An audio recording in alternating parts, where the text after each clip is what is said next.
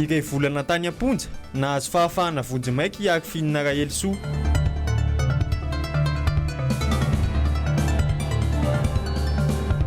Kianjam-Barea manjaka ny tsindry lena atao amin'ny mpiasa malagasy.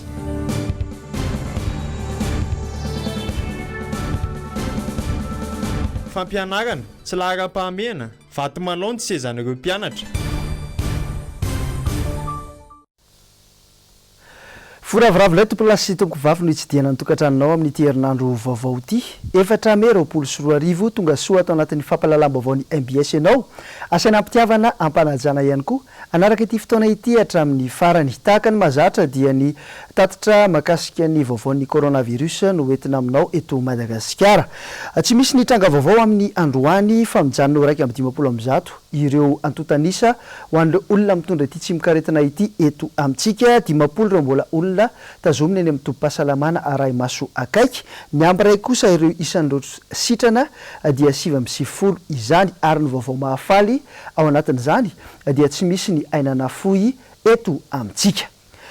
Toizantsika amin'ny vaovao amin'ny tontolon'ny asa fanaovan-gazety, ny raharaham-pitsarana sy ny resaka fonja ihany koa izany.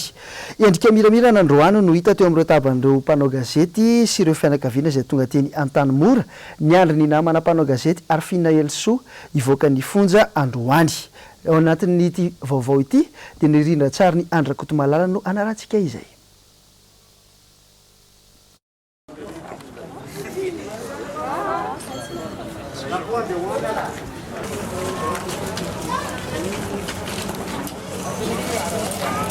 Tamin'iray sasany no nivoaka ny fonjana tamora ny mpanao gazety Rahelsoa androany rehefa nitazomina vonjimaika nandritra ny 2 volana.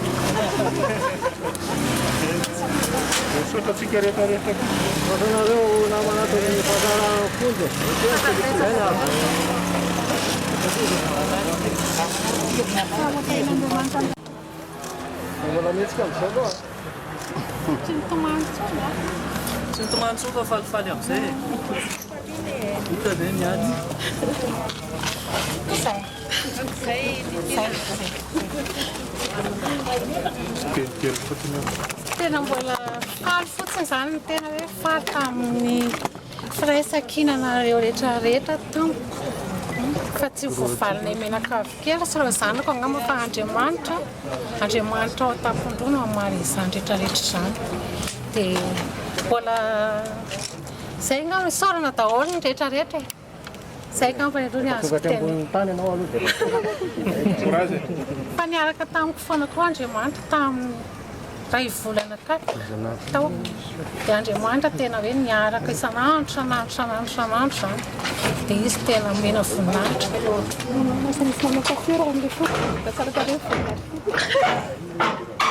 Karakarainy mihitsy satria hoe mpanao gazety izay. Oviana zany tena mbatatao ivoaka ianao malaza. Tamin'ny maraina no nisy ankizy ny teny fotsiny zany hoe ivoaka ianao. Fa za mbola tsy mbola niny tsara zany fa niandro fotsiny. Fanaovana gazety asa masina tsy maintsy manao gazety foana tsika. Nahazo fahafahana vonjimaika ity talian'ny famoahany gazety Vaovao vaovao ity. Mbola andrasana no toy ny tirara ity. Fantatra fa ny filohan'ny Repoblika no nanao fanambarana omaly ny amin'ny fanafahana ireo mpanao gazety any am-ponja rehetra. Aiza maso? Ngany tsy ulasa zay ny ratsy rehetra tsy misy farany zavatra ohatran'izao tsy zavatra zany mitsy ny lavitra mpanao gazety eto Madagasikara.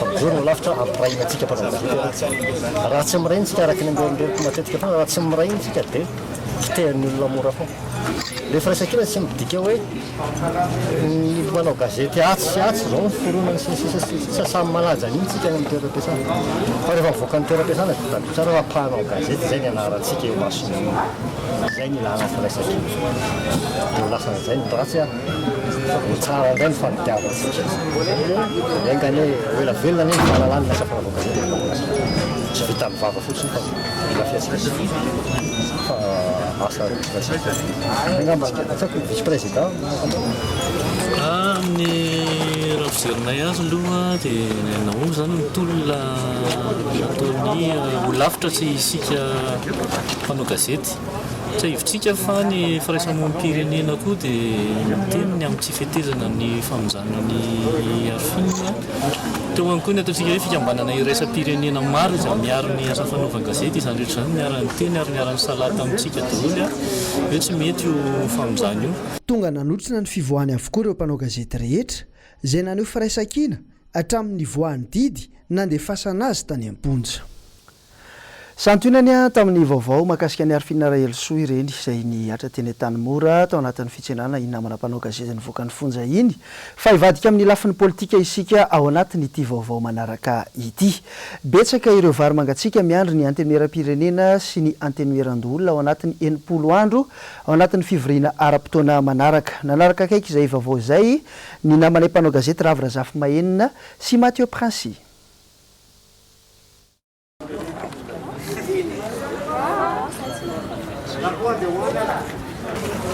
Mbola samy andro ireo solombavam-bahoaka ny mahakasika ny lalàna amin'ny feno fanoherana eto Madagasikara mba tsy handringana eo Tsimbazaza atokony apetraka ny lehibe ny mpanohitra etsy andany ny fanendrena izay an'olona filoha-hevitry ny senity ery Rakotonarivo. Vary mangatsika ny anankiray ilainy lalàna momba ny sata amin'ny feno mpanohitra vary mangatsika efa nandingana fatany impiry fa manatena zay fa iverina izahay avy amin'ny vondrona parlementaire tiako Madagasikara dia efa nampatsia teo anivon'ny fitantanana ny anteneram-pirenena ny amin'ny tokony hampiarana ny lalàna efa misy zany hoe tokony amoahana aingana ny didy fampiarana farafaratsy ny lalàna efa misy rehefa tsy nakatoavina ilay ina moa filazana tolo-dalàna vaovao mikasika ny fanoherana eto Madagasikara iny izay fantatsika fa mitsoka eny anivon'ny anteneran-doolona tsy eto anivon'ny anteneram-pirenena kosa iny aloha mitsoka zahay dia nangataka ny amin'ny hoe aleo ampiarina izay lalàna misy fa manjary mandringa fitantanana amin'ny firenena mandringa ny endrika demokratika izay misy eto anivon'ny anteneram-pirenena faravaratsiny raha ny voalazan'ny ty lalàna fehany androm-panjakana mikarakara ny fifidianana iny dia tokony hoe atao avy hatrany raha ny tena marina zany tokony atao tokony hoe raha nahatratra session extraordinaire dia tokony natao iny fa zany hoe tsika moa tonga dia mifanojo tamin'ity amehana ity aty amin'ny fivoriana ara-potoana tsika tsy maintsy ho atao zany satria manjary tsy misy solotena ny anteneram-pirenena ao anatiny any akoatran'ireo volan-dalàna maro be.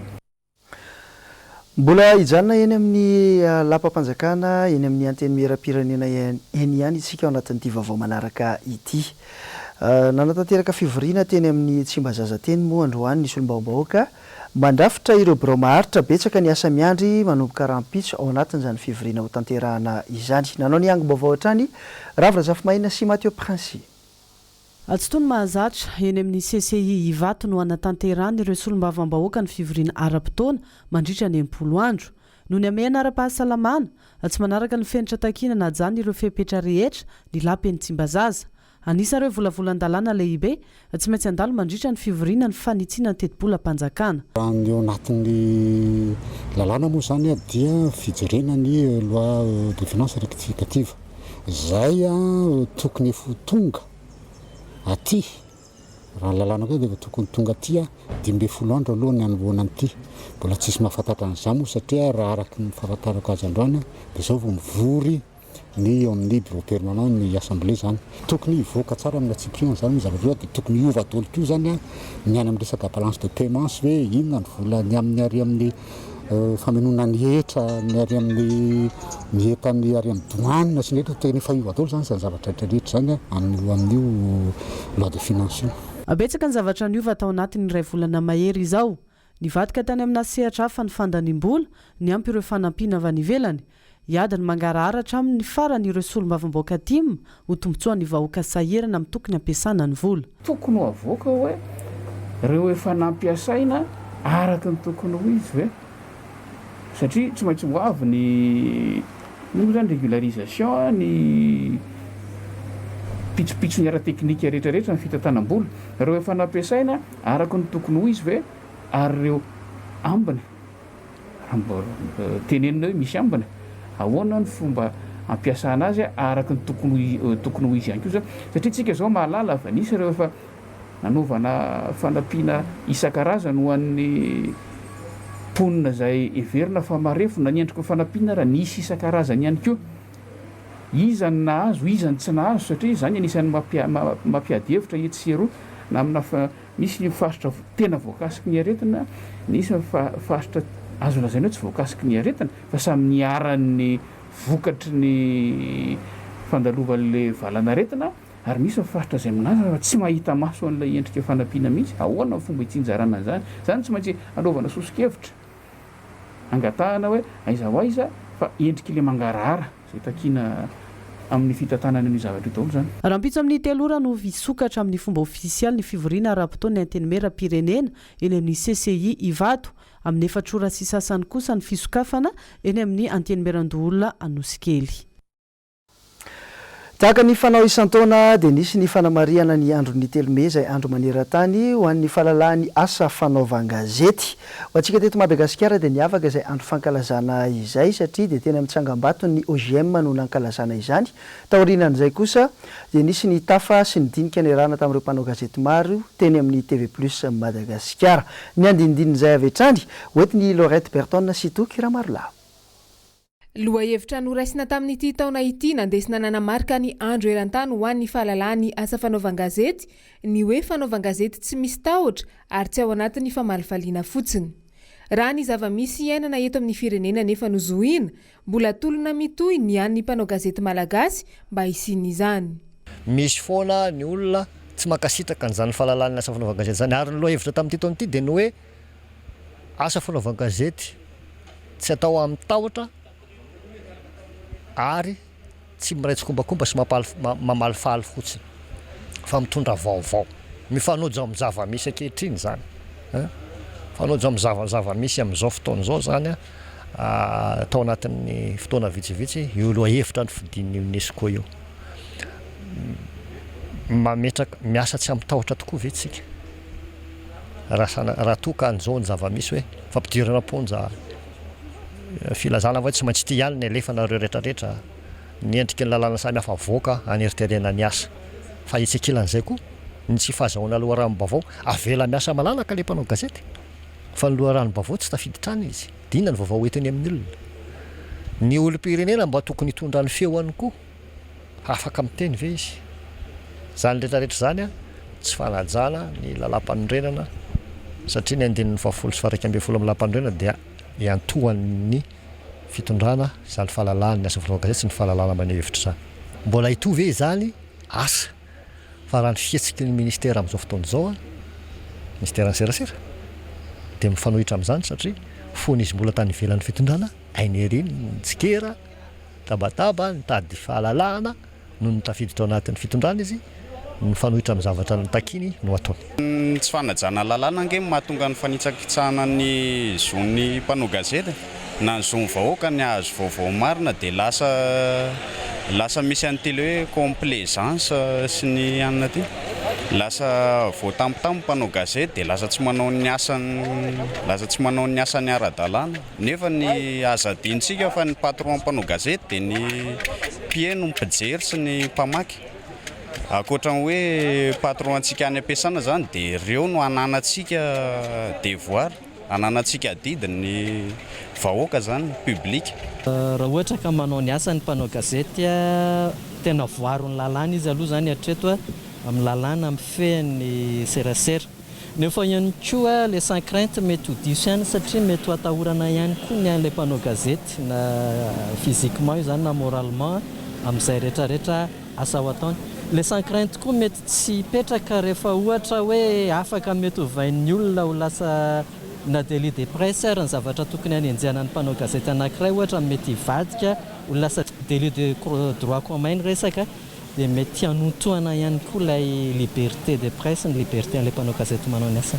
Tena tiako tsindriana manokana fa nandritran'izay repoblika telo ngamba ny faneraserana hitako zay a le firaisankina ny mpanao gazety a tena viravirain'ny mpitondra na ny mpanao politika teo amin'ny fitondrana raha tany zany tsika ka tsy manana an'izay firaisankina matanjaka zay.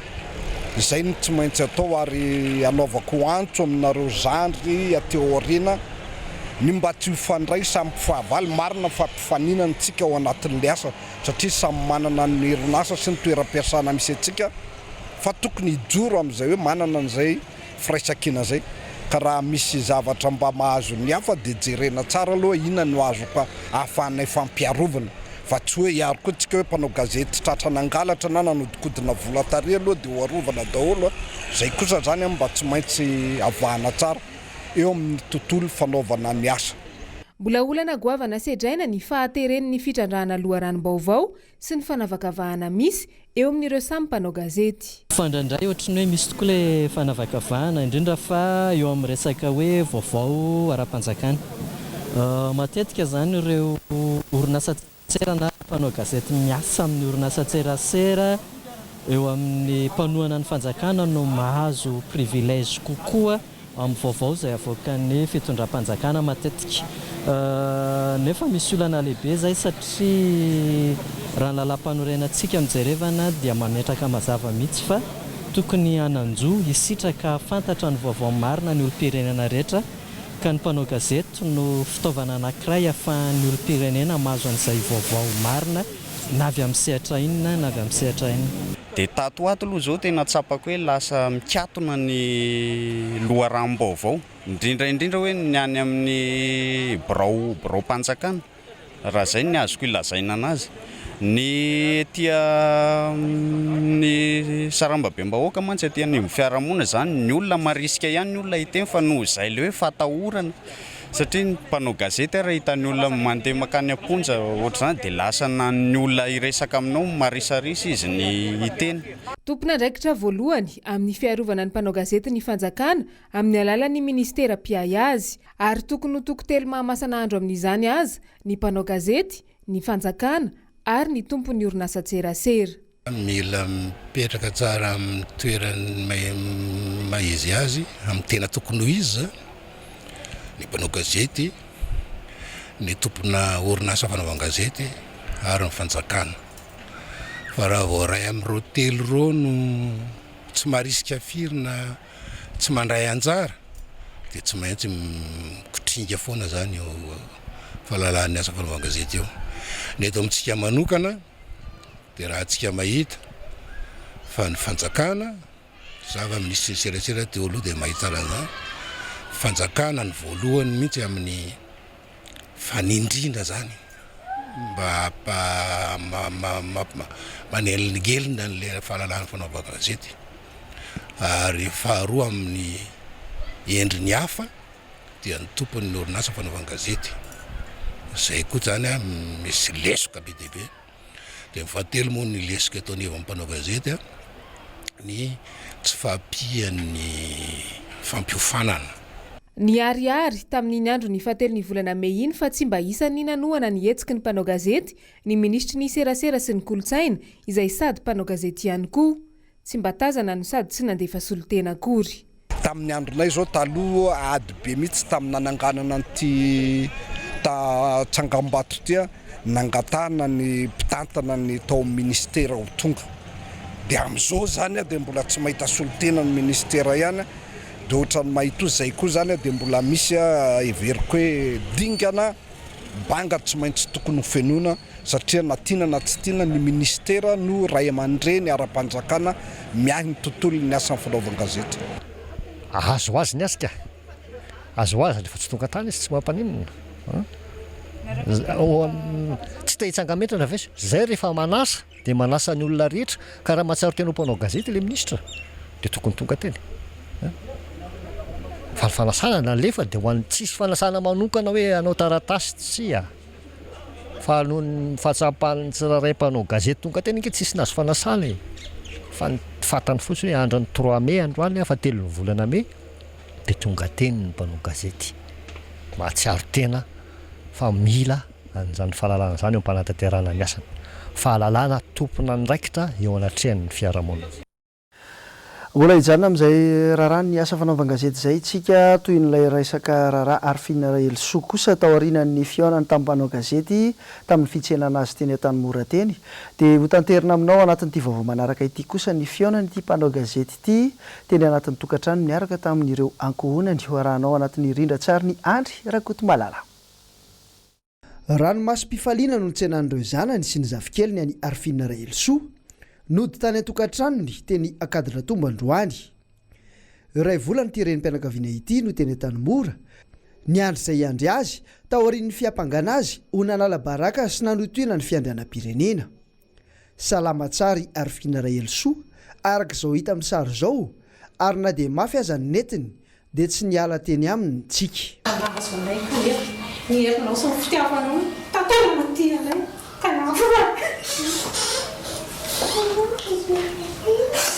afanay izay ray volana zay misaotra n'olalandava toko satria ianao efa antena tsy hitondra zay mavesatra tsy ampitondra zay mavesatra aminareo fa zay zakanareo ihany ary efa nihaty zay misaotra anao zay. Banga tanteraka ity tokantrano ity ary fitantainana isan'andro no ny ainana nandritra izay ray volana tsy nateo any bebe Arfina izay.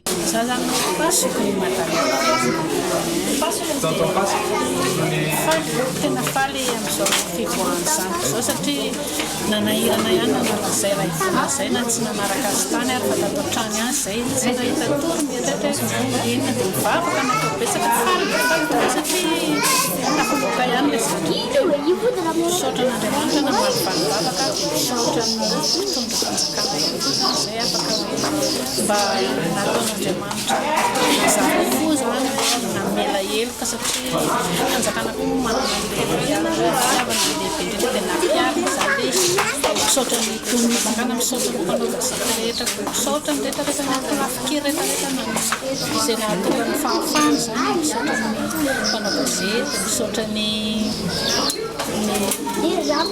namana rehetra tapaka sy namana fianakaviana feno ny hafaliny tena feno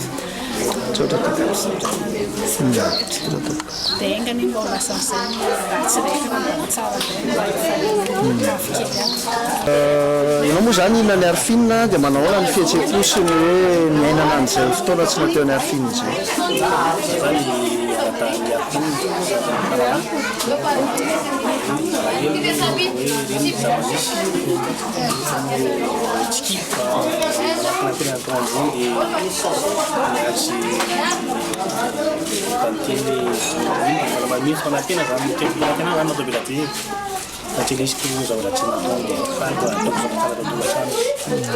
Nanao ahoana ny iainana an'izany hoe ray volana tsy nateo ny Arfina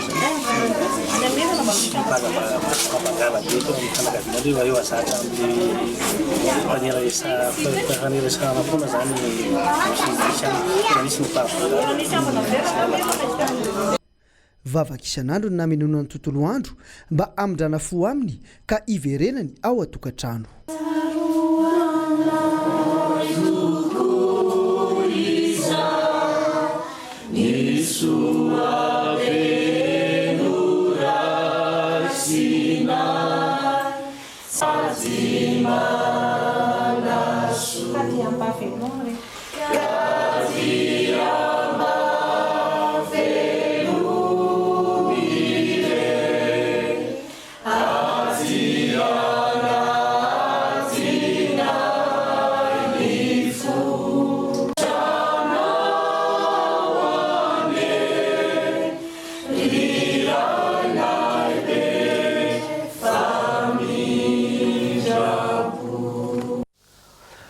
oentina eo aminatin'ny vaovao hoan'ny sosialy ianao anatin'ity vaovao manaraka ity kosa indray. Malagasy tsy latsaky ny 50 no niditra tao amin'ny kianjaben'ny Mahamasina tao amin'ny kianjan'ny Bariamo androany izay misedra olana nefa izy ireo fa efa tsy niasa tao anatin'ny fotoana maromaro izay ary very asa mihitsy raha izay no azo ilazana azy. Nolo fitiavana sy tahiriny aina. Ny tsindry azo lena ny fanambakana, ny tsy fanajana ny zon'olombelona, santiona ny taraina ny mpiasa malagasy, miasa eny amin'ny kianjaben'ny Barea, ataony lehiben'izy ireo. Hatramina ny boan'ny fihiboana ny mankaty no ny asa ny mpiasa, saingy tsy zarizary ny karama, tsy misy ihany koa ny contrat mazava, manampitrotraka ny fandroana ny mpiasa tsy ara-dalàna.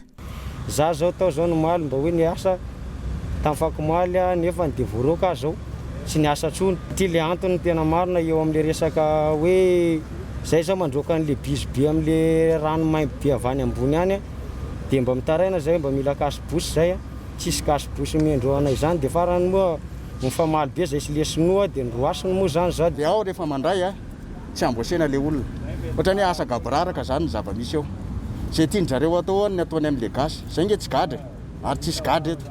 Ianao miantoka ny sakafo hohaninao fa tsy miantoka ary zareo. Amplisin'izay ianao raha dia ataoko hisotro kafe eo amin'ny vavahady io ary dia roasiny sinoa sady kasihan'ny tanana. Tsy mba misy fijerena mihitsy zany le majinika fa ty jadona avy any ambony foana ve zany ny ainan'le malagasy. Na mifatorianao ara na nareo mpanao gazety reo ara makao aminazy dia mety ho gaga nareo mahita an'izay resaka fatoriana zay. Ny resaka hoe fanarana artikla amina fanjakana tsy manaraka artikla amina fanjakana mihitsy zany le sinoa. Ny tena mampalahelo dia ny fitakiana ny teratany sinoa amin'ny malagasy izay efa ao anatin'ny fahantrana izay tsy manome vola 2 alina ariary dia tsy afaka miasa ao raha ny androany. Ny lokaloka ery ny fitondrana tamin'ny fiandohan'ny taona 2024 fa hovitaina mialoha ny 4 jona ny asa. Ny orinasa sinoa ny tompona andraikitra amin'ny fanatanterahana azy. Mitendina $770 tapitrisa ny teti-bola ho amin'ny asa io. Mahagaga nefa fa tsy mbola mandeha araka ny tokony ho izy ny asa eny an-toerana. Toa-pirofo ihany koa ve fa tsy mandeha amin'ny laonra raha am-pirenena. Tsy fanananay tompoko ny atongavanay mitady asa eto fa raha nanana 2 alina ariary omena azy zay menay amin'ny vady aman-janakay vitananay vary sy laoka. Dia le sinoa zany mba mampitaraina anay ngary tsy mba afaka atao miasa any amin'ny taniny fa tsy aty amintsika no miasa. Ranontany ary miangona be hitanareo tsisy asa mandeha firy zany aloha fa laingy zany hoe alenjena aloha vaintsitsy tratra.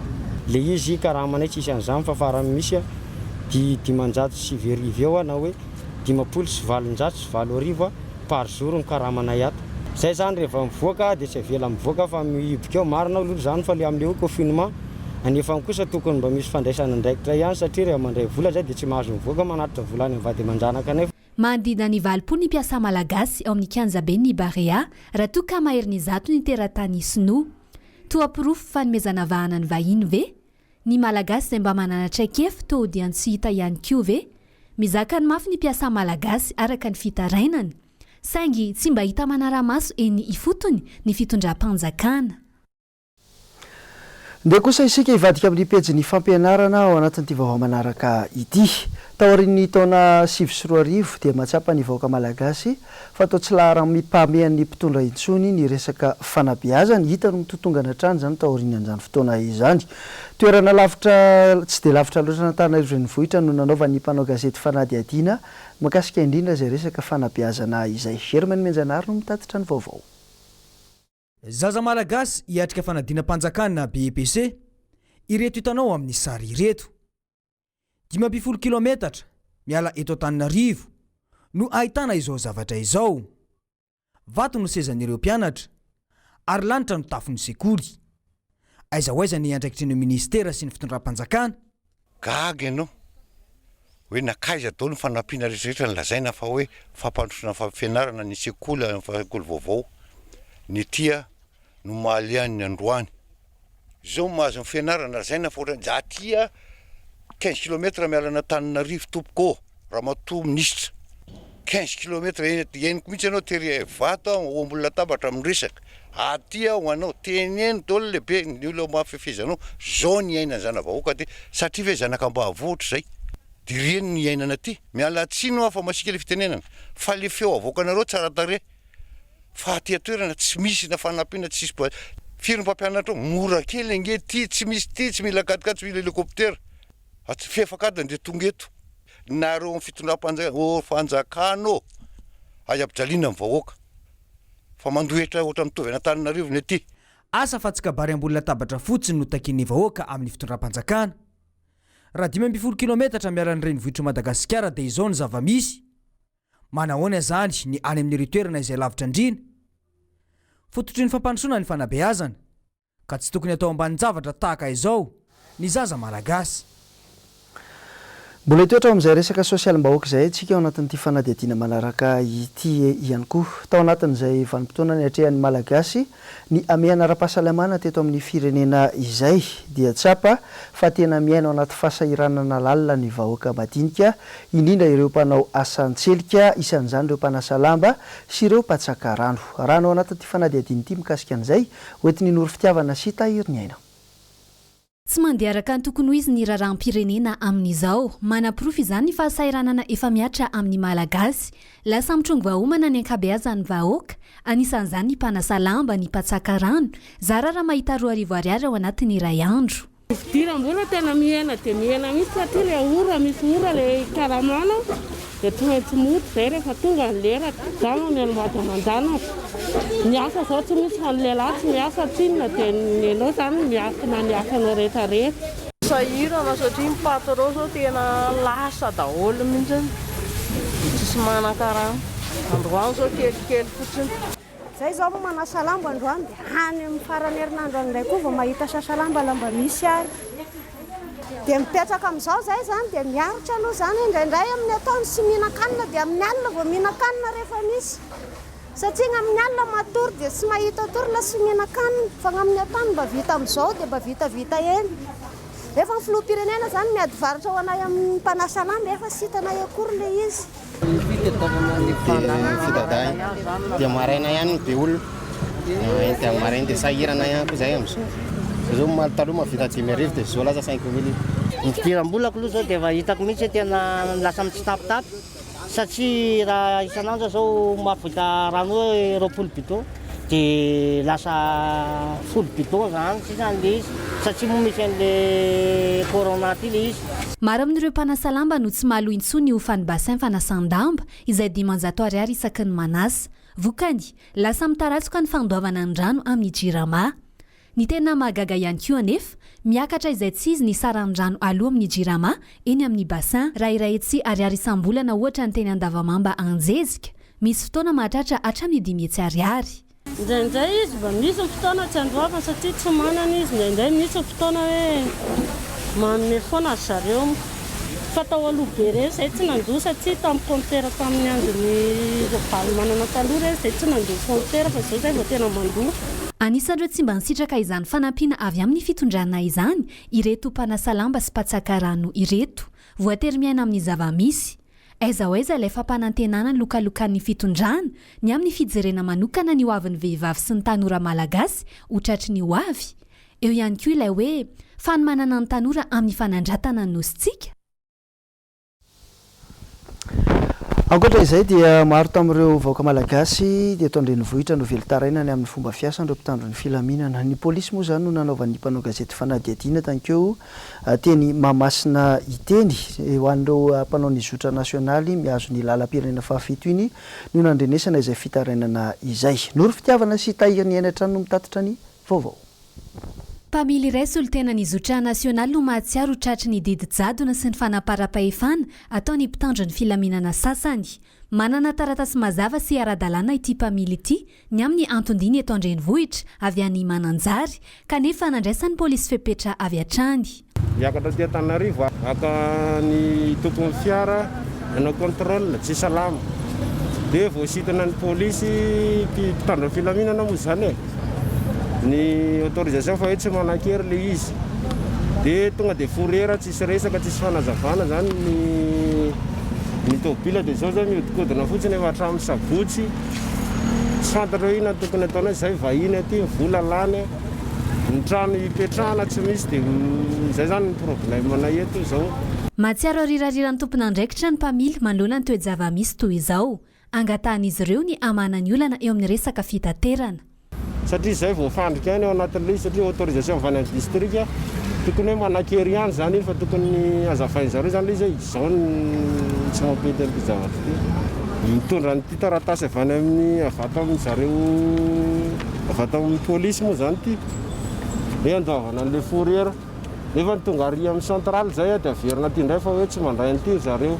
Tsy vao izao no nandrenesana fitarainana amin'ny fomba fiasan'ny mpitandron'ny filaminana sasany tao anatin'ity vanim-potoana fiibonina ity eto amintsika. Afaka miantso avy hatrany kosa ny laharan'ny polisy 034 15 367 20 ary ny zandary 034 14 013 88 ny vahoaka izay manao fitarainana.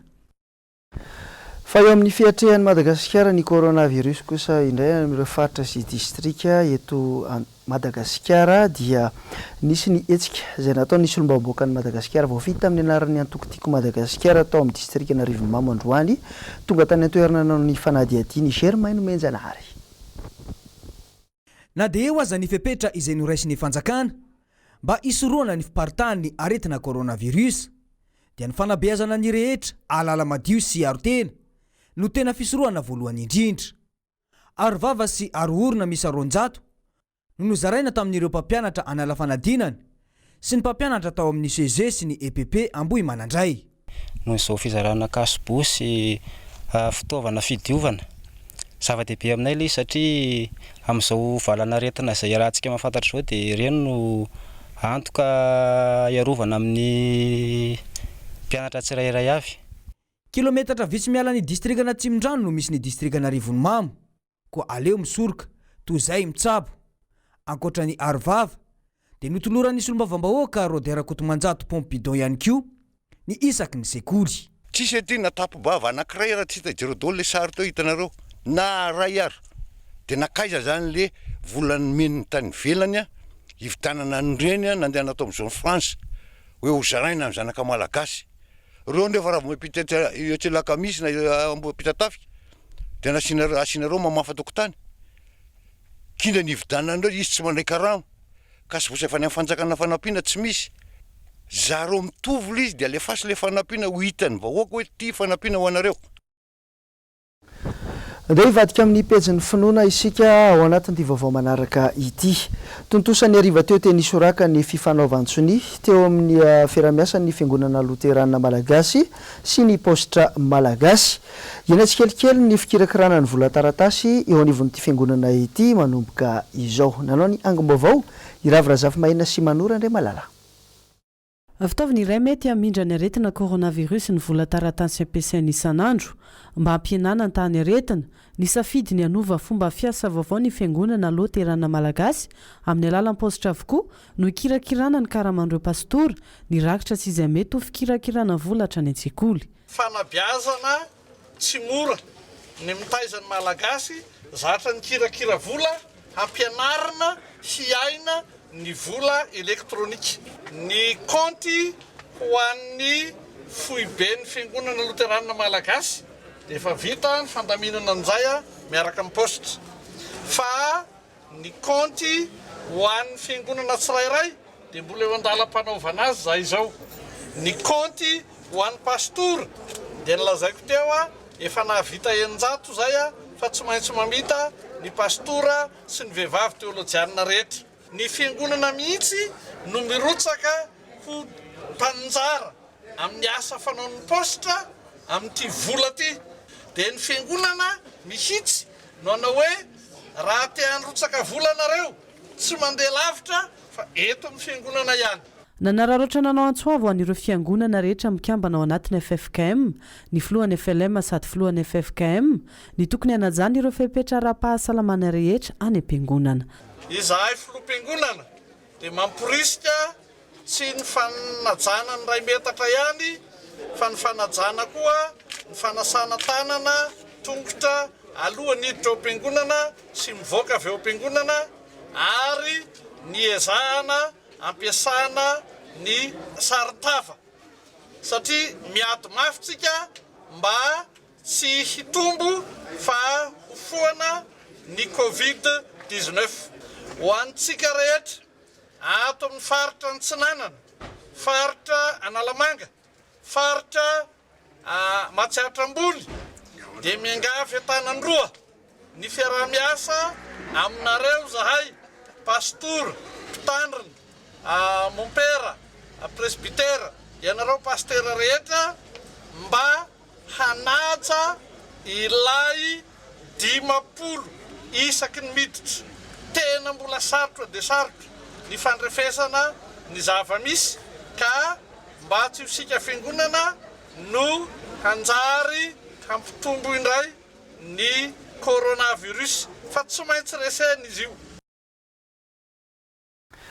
Ho any ivelany isika ao anatin'ity vaovao farany ity ny amin'ny vaovao mahakasika ny coronavirus dia maro ireo firenena izay miala tsikelikely ao anatin'ny fiboana tamin'ity herinandro ity ho an'ny firenena Europeana kanefa tsapa ihany koa fa ny firenena Europeana dia anisan'ny tena lasibra sy mitondra takaitra vokatra ity tsy mikaretina ity. Nomena Andriamana Misata sy Tokra Marolany no mitondra ny andy indiny izay.